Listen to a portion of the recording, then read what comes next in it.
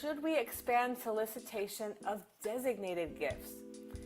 It's so complex to track and limits what we can do with the donations. But a more specific purpose seems to move people to donate. So isn't that the question? And if there were a science to this, boy, I'd be running the formula in Excel, I'll tell you that. It's definitely an art, and the question is to get clear on the data, to get clear on what actually happens in the minds of donors. And you know the best way to get clear? Ask. The other piece of it is tracking designated gifts doesn't have to be complex. And there's a whole, I can teach you a lot depending on what your accounting system is on the techniques for that.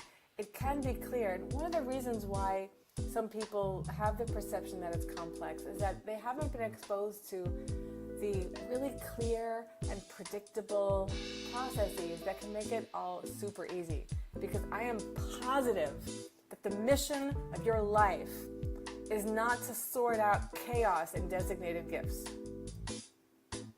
Tell me that's not the case, right? The mission of your life is to make some kind of an impact, to be a contribution to other people's lives and to make a difference in the world. And that's not necessarily done by living with a tangle of designated gifts. It doesn't have to be complex, and it shouldn't be. So first of all, you want to pay attention to the accounting and bookkeeping strategy that you have to make sure that tracking designated gifts is super clear. If you're using QuickBooks, for example, or Xero, or QuickBooks Online, you can use items. And you can even track what type of, not only that a donation is restricted, but what program it's restricted for. And in the very same transaction in which you're recording the income on that designated gifts, record the extra debit and credit using those items to move them out of unrestricted net assets and into restricted net assets. I know that different people have different techniques for doing this. Using items and the different equity accounts will cause you to have financial statements that are right all year round. And why do I say right? Like, why does that matter? Because if your not-for-profit organization gets audited, it's actually possible to make an auditor happy by already having the designated gifts prepared. And if it's not your mission in life to make your auditor happy, I don't know.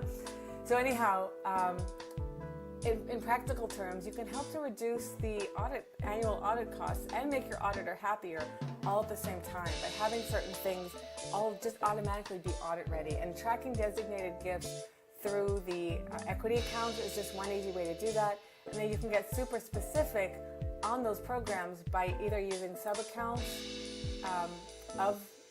of your general ledger accounts, or you can use items, make it super easy. You can even then have one-click reports available to you hey, what does our designated gifts picture look like in and out? So never let something like bookkeeping get in the way of really making an impact in people's lives. If you would like to contact me privately to get techniques specific to your organization and your accounting package, I'm yours anytime. So the other half of this question is, what should we do?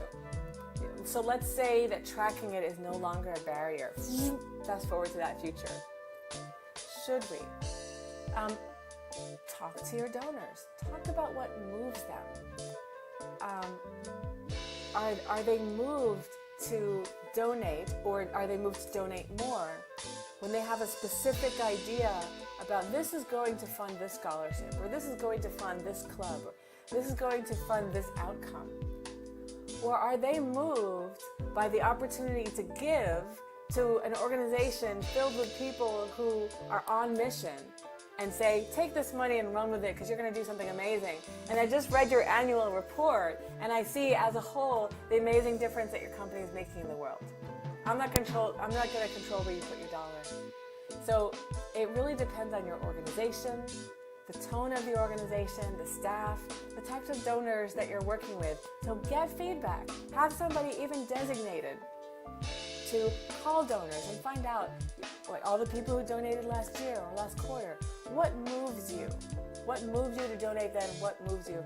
And it doesn't have to be a solicitation call, although it never hurts. You can even have, what I recommend as a tool is something like SurveyMonkey, where not that you send it out because you get a lower response rate, but if you can reach out and be able to sort it out much more effectively later on.